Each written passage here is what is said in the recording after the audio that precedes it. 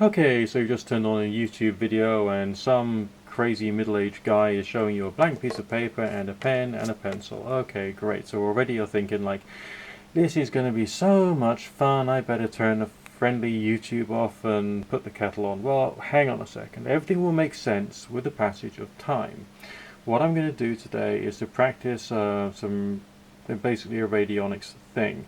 Got a couple of sheets of paper here, not just one, for a good reason, and that'll be made plain soon. And this is essentially going to use some very traditional sort of like chaos magic type techniques, as well as a few other fun things thrown in, and it's just like the mechanics. This is just like the mechanic. Doing this stuff won't do anything. It won't do anything at all. It's just part of the process of getting your mind to be able to do stuff when the time comes, okay? And then I'll show you a few other things I'll be doing on the way, and so on and so forth, and then you'll understand what I'm talking about. Now, if you don't understand what I'm talking about yet, you just chill out, watch the video, put the kettle on anyway. Actually, pause the video now, put the kettle on anyway, make yourself a nice cup of tea, then come back to the video. That'll probably be the best way of doing things. Then you get the best of both worlds. You get everything I'm saying and doing, and you also get a nice cup of tea. How's that? Okay.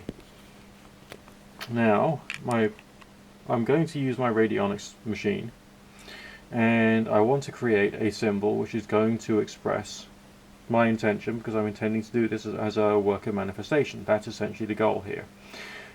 With everything you've read and everything you've seen, you probably realize you don't actually need a machine to be able to do a work of manifestation. You don't even need a pencil and a pen and all that kind of stuff. But this is just a way of doing things. You know, adding a little bit of extra ritual and the rest of it can actually help, okay? So, some radionics practitioners don't use pens when they're writing out their symbols. They just use a pencil. And they believe that the graphite, being conductive, is somehow beneficial to the creation of, you know, the energy which you're sending through your essentially meditation and manifestation practice. Now, whether that actually connects with the machine or not, and with the signal coming out of it and actually adds an extra bzzz, you know, something or other, because, I don't know, the frequencies are connecting with the pattern in the conductive graphite, creating an etheric image which is then being sent out as a representation of your intention, I don't know. I'm sure different people will say different things about that, but like for the moment, basically solid. So we've got to work out what we're saying, or what the intention is, and written as if I've already got it, okay? Because if you believe you've got it, then you've got it, sort of thing. But we also need to have a kind of like a code. So what I'll do is on the first piece of paper, I will write down my sentence. Then I'll do the sigillation of the letters. And then I will jumble them all up so you won't know what they are, what the original intention is. I'll write that down on another piece of paper, and then I'll show you what I'll do with that next in order to create a aesthetic looking kind of symbol which will work for this kind of cultural stuff, okay? So wait a second, and let's hope I can do well with my video editing software this time around, that I've just paid an extra nearly £9 for because I'm using Windows 10, and you've got to like, no, it's complex. Speak to you soon.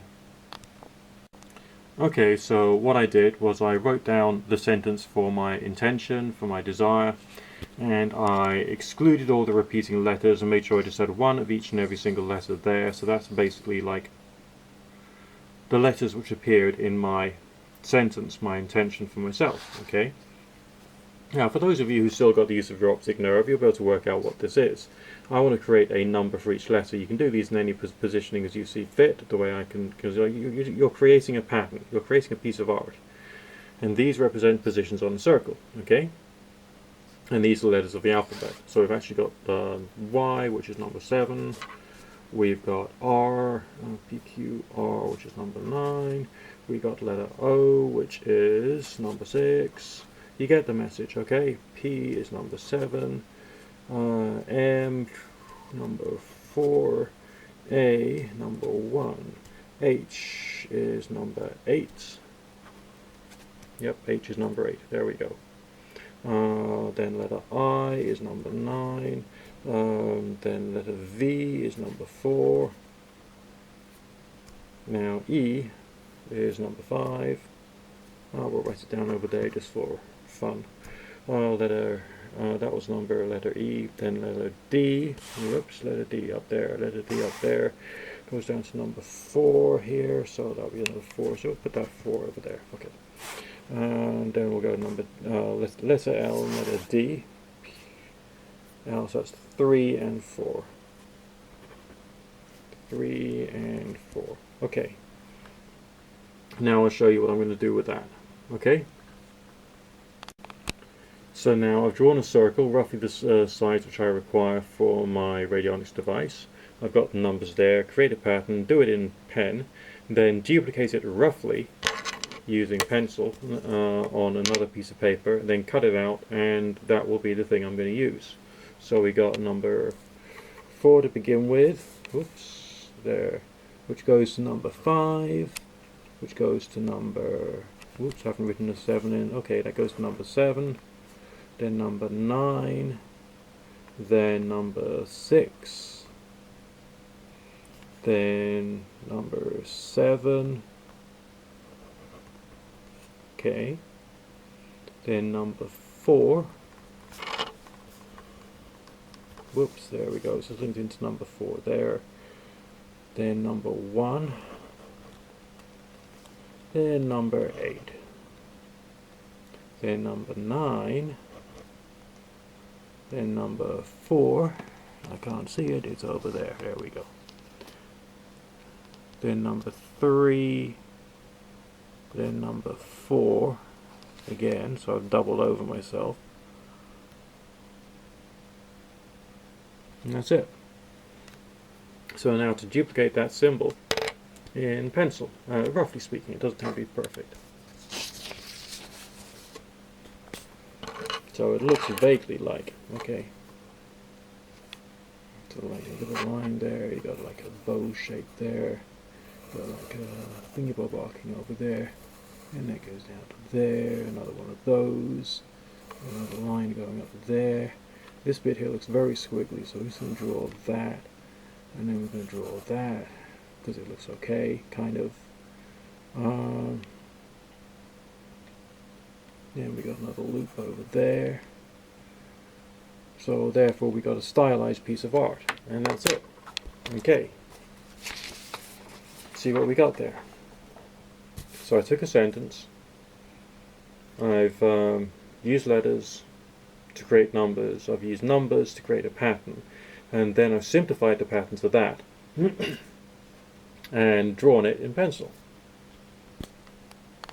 Now with the help of a pair of scissors, I've cut out my little symbol drawn in pencil on this.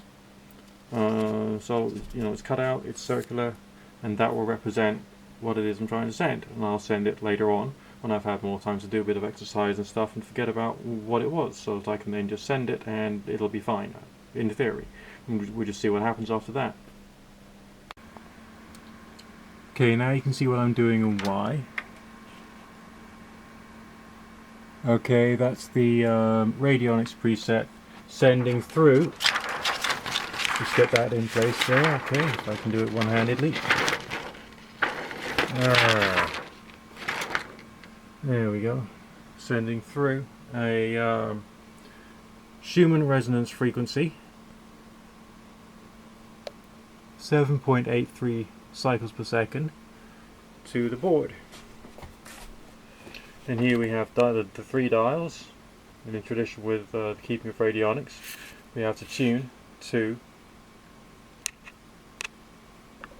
the symbol, so you can then send to the send the signal of the symbol to your target. Here we go. So instead of using a stick pad, I'm just going to go more intuitively and see what numbers we can try and create. So bear with me a second. So you're tuning in physically, but you're also kind of like tuning in mentally to the idea of the symbol and what that's all about.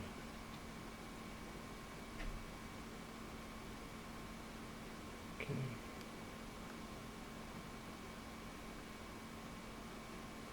So it's partially psychological, partially energetic.